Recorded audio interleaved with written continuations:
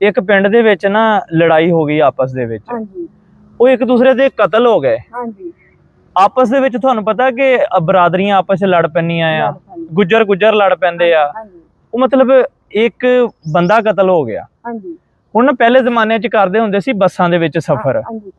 ਉਹ ਨਾ ਬੱਸ ਦੇ ਵਿੱਚ ਸਫ਼ਰ ਕਰ ਰਿਹਾ, ਜਿਹਦਾ ਭਰਾ ਕਤਲ ਹੋਇਆ ਸੀ। ਹਾਂਜੀ ਤੇ ਦੇਖਿਆ ਇੱਕ ਕੁੜੀ ਬੈਠੀ ਹੋਈ ਸੀ। ਹਾਂਜੀ ਉਹ ਕੁੜੀ ਉਹ ਬੈਠੀ ਸੀ ਜਿਹਦੇ ਭਰਾ ਨੇ ਉਹਦੇ ਭਰਾ ਨੂੰ ਕਤਲ ਕੀਤਾ ਸੀਗਾ। ਹਾਂਜੀ ਹੁਣ ਨਾ ਜਿਹੜੀ ਕੁੜੀ ਬੈਠੀ ਹੋਈ ਸੀ ਤੇ ਜਿਹੜਾ ਮੁੰਡਾ ਸੀਗਾ, ਦੋਨੇ ਇੱਕੋ ਪਿੰਡ ਦੇ ਸੀਗੇ। ਹਾਂਜੀ ਉਹ ਕੁੜੀ ਨੂੰ ਆ ਕੇ ਨਾ ਕੋਈ ਤੰਗ ਕਰੀ ਜਾਵੇ, ਸ਼ਰਾਰਤਾਂ ਕਰੀ ਜਾਵੇ, ਹਾਂਜੀ ਮਤਲਬ ਹੂਟਿੰਗ ਕਰੇ, ਗਲਤ ਗੱਲਾਂ ਕਰੇ।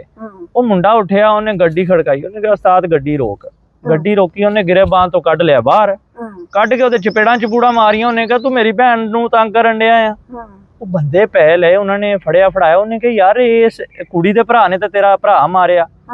ਉਹਨੇ ਕਿਹਾ ਮੇਰਾ ਭਰਾ ਜ਼ਰੂਰ ਮਰਿਆ, ਲੇਕਿਨ ਇਹ ਮੇਰੇ ਪਿੰਡ ਦੀ ਧੀ ਭੈਣ ਆ, ਉਹਦਾ ਬਦਲਾ ਮੈਂ ਜ਼ਰੂਰ ਲਵਾਂਗਾ। ਗੱਲ ਕਰਨ ਦਾ ਇਹ ਮਕਸਦ ਆ, ਕਿਸੇ ਦੀ ਧੀ ਭੈਣ ਦੀ ਇੱਜ਼ਤ ਮਹਿਫੂਜ਼ ਰੱਖੂਗੇ, ਕਿਸੇ ਦੀ ਧੀ ਭੈਣ ਨੂੰ ਗਲਤ ਨਜ਼ਰ ਨਾਲ ਨਹੀਂ ਦੇਖੂਗੇ, ਤੇ ਕਿਸੇ ਦੀ ਜੁਰਤ ਨਹੀਂ ਹੈਗੀ ਕਿ ਤੁਹਾਡੀ ਧੀ ਭੈਣ ਨੂੰ ਵੀ ਗਲਤ ਨਜ਼ਰ ਨਾਲ ਦੇਖੇ। ਦੇਖੋ ਤੁਸੀਂ ਪਿੰਡਾਂ ਵਾਲੇ ਹੋ, ਪਿਓ ਦਾਦੇ ਨੂੰ ਜਾ ਕੇ ਪੁੱਛੋ, ਜਿਨ੍ਹਾਂ ਦੇ ਇਸ ਦੁਨੀਆ ਤੋਂ ਚਲੇ ਗਏ ਆ, ਉਹਨਾਂ ਦੇ ਯਾਰਾਂ ਦੋਸਤਾਂ ਤੋਂ ਪੁੱਛੋ, ਉਹਨਾਂ ਦੇ ਪਿਓ, ਆਪਣੇ ਪਿਓ ਦਾਦੇ ਦੇ ਜਿਹੜੇ ਯਾਰ ਦੋਸਤ ਆ ਉਹਨਾਂ ਕੋਲੋਂ ਜਾ ਕੇ ਪੁੱਛੋ, ਪਿੱਛੋਂ ਆਪਣੇ ਪਿੰਡ ਦੇ ਵਿੱਚੋਂ ਜਾ ਕੇ, ਜਿੱਥੋਂ ਤੁਸੀਂ ਉੱਠ ਕੇ ਸ਼ਹਿਰ ਦੇ ਵਿੱਚ ਆਏ ਆ, ਕਿ ਤੁਹਾਡੇ ਪਿਓ ਦਾਦੇ ਦੀ ਕਿੰਨੀ ਇੱਜ਼ਤ ਸੀ, ਕਿਸ ਤਰ੍ਹਾਂ ਰਹਿੰਦੇ ਸੀਗੇ।